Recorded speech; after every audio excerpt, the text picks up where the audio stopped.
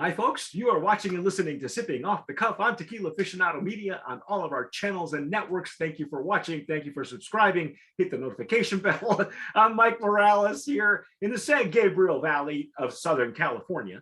And that guy out there is?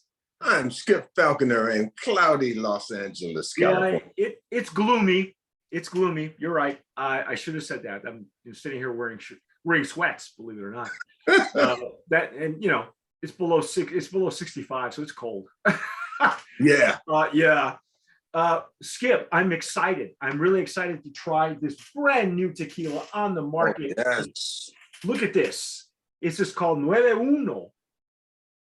And that translates to 91 or 91. And this, Skip, right away, Brand of Promise nominee, just packaging. It's absolutely gorgeous. Look at this. Look at the top. That's looks like it's got that brass look. Yeah. Now, you know what I love about their logo too? If you turn it sideways or if you do this with it, it almost looks like it's Hebrew. It almost looks like it's another language. It's kind of interesting. I like it. I like it. Look, and Skip pointed this out to me off camera. I didn't even notice that the raised whatever this is. I don't know what that represents. They're like seeds, and it's very tactile. It's got a great hand feel. Very nice. Yeah, and so first of all, before we do anything, we're just gonna shake it up. Look at those bubbles. Yeah. Oh my God. Let's just pour it, taste it, and then we'll give you all the stats and stories. We had to do a little digging. I had to literally go digging in my archives to find some of the references. Whoa. Oh, hello. That's exactly what I was hoping for. It just came right up to you. Yeah, hello. Wow. Oh, you know what? Check this out. Here on the neck tag, it's got looks like a little piña. I think that's what the nodules on the bottom look like. I have to cork it. Yes. Yeah. Yeah. So I think that's what the nodules at the bottom represent. It's kind of like the facets of a piña. So I'm going to pour some in my Staslo Jarrito for tequila. And I'm going to pour some in my Glencairn. Oh, hello. Both of these, the official glassware of Tequila Aficionados, sipping off the cuff, because we say so. And boy, don't throw this. Yeah, don't throw it at anybody either. Don't throw that at anybody. Woo. That's a substantial piece. I think this is what that represents. It represents a piña. Yeah. Wow, that's so meta. Whatever that means these days. Wow. Well, this is out of Matitan. Yeah, and organic. Is it listed as organic? Is it certified? Yes. No kidding. Okay. All right. Cool. I don't know why I'm surprised. Kosher and organic. When I tell you folks where it's coming from, you're going to fall all over yourselves and grab a bottle where you can find it. Look at the tears on the glass. Yeah. Yeah. They just cling to the glass. It's visually stunning. Would you say, Skip, is it shiny? You've got more lighting than I do, so it's really shiny. Now the legs and tears are streaming like Netflix very nicely. Very nice, man. Let's see. Hello. Oh. Yeah. Yeah. Pleasant minerality. It's floral. Yeah, man. A lot of citrus. Yeah. Yep. A little minty. I was going to say there's some herbaceousness going on, like mint. Yeah. This is almost like a lemon blossom, and I know because I have a tree. We have a humongous lemon tree in the backyard. It's kind of half lemon, half orange, and it's covered in. This is end of March. By the time you folks see this, it could be July.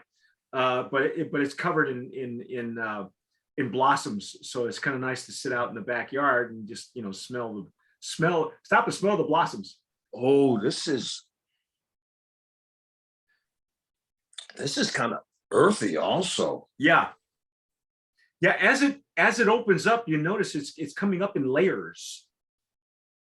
I mean, first you get this. As soon as we corked it, only we uncorked it, it was baked agave. That's what I got right away. Yes. And then we poured it, and we got the citrus notes, and then Skip got the herbaceousness. Now he's getting earthiness.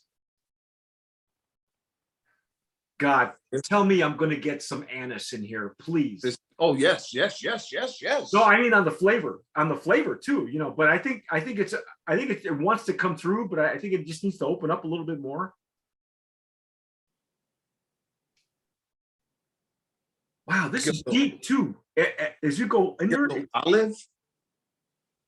Geez, why don't I just let you tell it? Because you're getting everything I'm getting at the same time. Wow. It's all coming up in layers, right?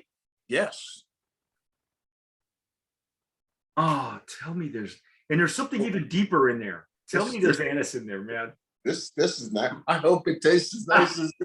Well, let's dive in and see what we get. Okay, here we go.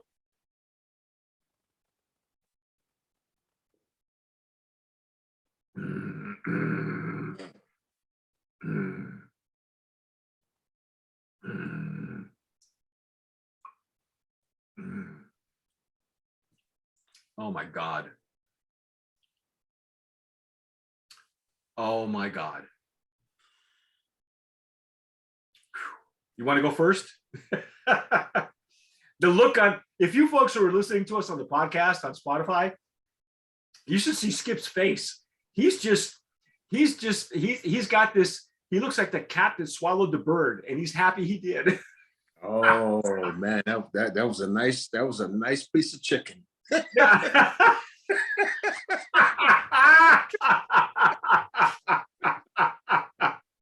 Well, folks, that's our tasting for today. It tastes like chicken. My God, man, it is earthy. There's a little pepper on the palate, almost palate. Almost right at the entry. It's just sweet at the beginning, and then boom. Yeah, and it's oh man, the cooked agave that you get. Oh, and then the nice, happy, fuzzy, warm feeling that you. Yep. Oh yep. My God, you're killing me, Skip. But that's exactly what it is. And that was just our first pass. It was a crescendo. It just, it's like this orchestra, and then it just got louder and louder, and then boom. Wow. I've got to go in again. I got the pepper explosion. It's almost overpowering, the pepper. It's almost, but then as you swallow it, the rest of it comes through. Great lip numbness. Just beautiful. Yeah. I'm gonna go in again. Ah, man.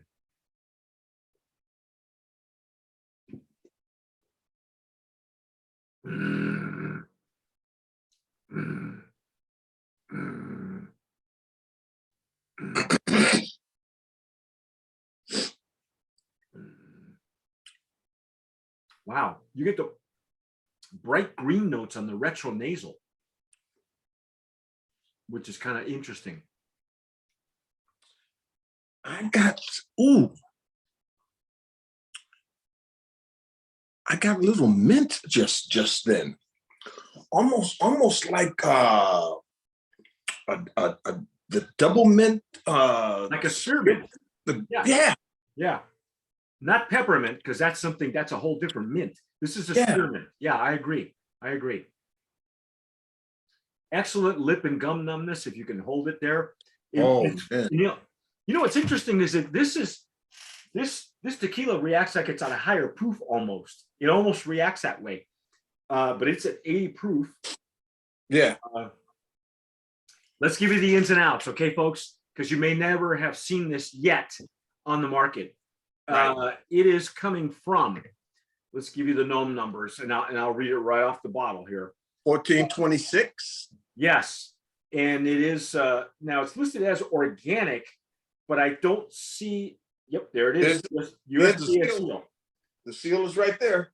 Yep, and it's 1426. It is Out of a Matitan. yeah, boy.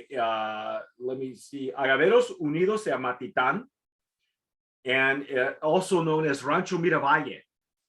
This is a so small distillery that when you look it up on the gnome list, there's maybe 1, 2, 3, 4, 5 tequilas coming out of there, and one of those is Azuñia. Azuñia. As Azuñia, which recently in the last couple of years was purchased by a company in Portland. I forget what the name of the distillery. They're called Distillers, and I know a little bit more about that adventure personally, but I'm not going to bother telling it. But I will tell you this. I saw it on Instagram, so I reached out. I get an email from a gentleman I haven't heard from in years that I have met years ago in Las Vegas. And his name is Alex Baca. He made this happen. He said to me in this email, I used to run Azuñia tequila until they sold it a couple of years ago. And he also used to import Regional. And I asked Skip if he had Regional in his library, and he goes, no, I drank it years ago, and so did I. Regional was my first adventure into tequilas from Matitan. And at that time, the gentleman who used to bring it in with him, I think they were called Intersect Beverages, was the name of the company. Jim Riley, who was responsible for Azuñia, also used to bring in Regional. To me, Azuñia was Regional light. And Azuñia was the high end because it was a bit softer, right? It's still the same flavor profile. Regional was in your face. While Matitan, boom. And it was at a price.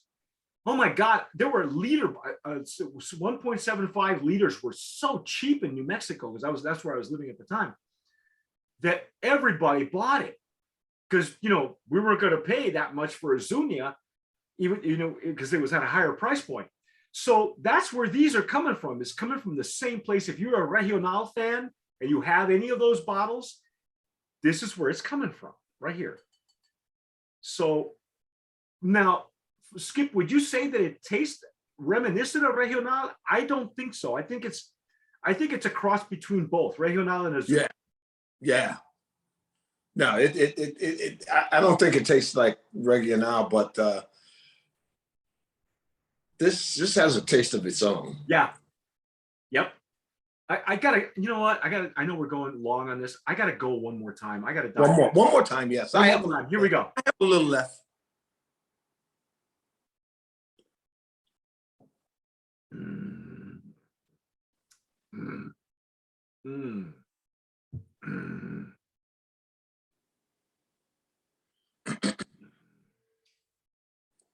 Right before I took the intake, I got that spearmint you mentioned.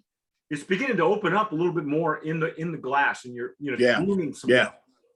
Now I get the little bit of the bitterness on the back of my tongue, which is okay. That's baked agave right there. Right. On the back of my palate, toward the sides of my tongue, I'm getting that. And the earthiness came through for me too. Now, we don't know. I don't know what their process is. I don't know if they're using a Taona. I don't know if they're using a shredder. Do we have any information on that, Skip? Because they didn't send any. I didn't get any information on that, Mike. No. This is a cross between, I think, old school and new school as far as the flavor profile. You're right. It's got a profile of its own. It's reminiscent to me of Regional, but not with that punch that Regional had that I loved. I loved it. That's where I fell in love with tequilas from Matitan. But you're right. This one's got a whole other vibe to it. Yeah. This has got a great vibe to it, man. This is a brand of promise. Oh, of course. Yeah. I agree. Blind of Promise nominee in the Blanco category. Now, Let me give you the rest of the story that Alex shared with me. Nueve is made by Enrique Partida. Okay. Yeah. And he also makes Azuñia at his distillery, Rancho Miravalle. Azuñia belongs to now a U.S. corporation. Nueve is owned by Enrique and his family. And then he tells me there's a lot more interesting information that he'd like to share. But we were just so excited that I got to tell you too. Here's the quick thing. That email was only sent a day or two ago from the time we're filming this. Oh my goodness. That's the fastest that we have ever gotten samples directed to us at Sipping Off the Cuff. So number one, it's nice that Alex remembered who we were. Number two, that they thought highly enough of our opinion as a company that they would send this to us as soon as possible, because this, folks, okay, before we tell them to go get it, I think they thought highly enough of their juice that they'd send it right out. Okay, I'll give you that. Maybe I'll give you that. Now, break our hearts. Tell us what the price points are. Well, Old Time has it down for $64.99. The Blanco. The Blanco. Okay. I think it's so, and I saw it anywhere between $64.99 and $74.99. Okay, so there's about a $10 range in the Blanco depending on where you go. Yeah. Wow. Yeah. This is outstanding juice. Yes, you can mix it, but I don't think it was designed for that.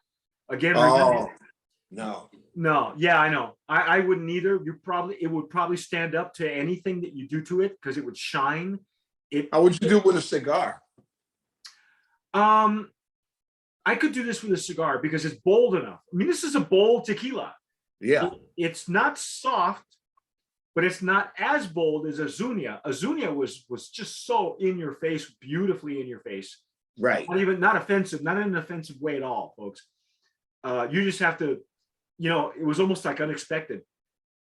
And Azuñia, when you did a side by side with Regional and Azuñia was much softer, much tamer. And And like I say, I think this is somewhere across between the two, which leads me to believe that because it belongs to Enrique Partida, the guy whose distillery this is, it's almost like his private reserve. I bet these plants are old. They're older than the average, but they're, certified organic. So for those of you who, give a darn about that. Also, we know that the price of agave has gone higher. And I think this is I think as a price point, I think it's worth it.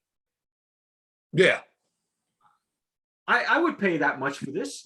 I would taste it first if I were you. If you're not sure, and you see it somewhere in LA, Southern California. I'm not exactly sure where they're available right now. Possibly sooner, maybe Texas. I don't know. But wow, just hey, one other thing that you should watch out for is the stopper. Yeah, it goes down, but it kind of pops right back up. Yeah, and I'm not sure why that is the case, but it's okay. It's all right. I'm just saying, don't just pick it up by the stopper and think that, Yeah, no, something's up with this, and I don't know why it kind of floats up a little bit on the from the bottleneck to the top. So you see that? I can press this down and it'll come right. It'll float back up. Yeah. Yeah. So be careful. Hold it by the neck. It's got a great hand feel. Anything else we can say about this before we sign off? Because I want to get to the other two right now. Yeah. No, just go get it. Go get it. Go find it. You can get it right now. Old Town Tequila in San Diego. These guys are like the fat cats in the world of online retailers, and they have an actual physical store. But go just order it. Do yourself a favor, and then sip on this. And yeah, you could, whatever you folks are doing with it, if you've had it before already, leave us a comment down below if you're watching us on YouTube. Hit the notification bell, give us a like, share. Thanks for sharing. If you're sharing these videos with your friends and family, you're streaming it. great. Thank you so much. Hit the notification bell. Give us a like. It helps with the algorithm.